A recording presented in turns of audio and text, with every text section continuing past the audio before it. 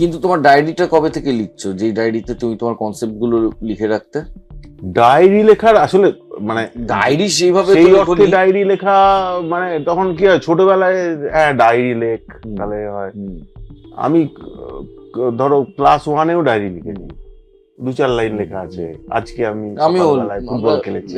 তারপর দেখবে যে ক্লাস 9-এর আমার একটা ডায়েরি আছে, তাতে আমি এখনই মজা লাগে এত সিনেমা, হ্যাঁ কোন সিনেমাটা হবে, ব্রুস লির এই ছবি, এই আমি তো গানের লিরিক্সও লিখে রাখতাম। হ্যাঁ ওইগুলো তো আমাদের তখন তার মোবাইল বা এই টেলিভিশনটা অতখানি এরকম ছিল না, ওইগুলোই ছিল। আর মেসে আমার ছিল কি ওই সিনেমা দেখা, কলেজ কখনোই তো যেতাম না, তো অনেকটা আমার নিজের সময় কাটানো যেত। তখন প্রচুর ডায়েরি সেই সময়কার আমার আছে।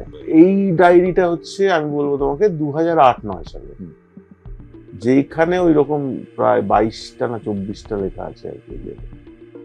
এবং সেটা লেখা আছে, এটা সেল মানে সেলুলয়েড, ওটা ডিজিটাল, ওটা টেলিফিল্ম, ওটা শর্ট ফিল্ম, এরকম ভাবে মানে রাজলক্ষ্মী ও শ্রীকান্ত তো সেখান থেকেই এসেছে।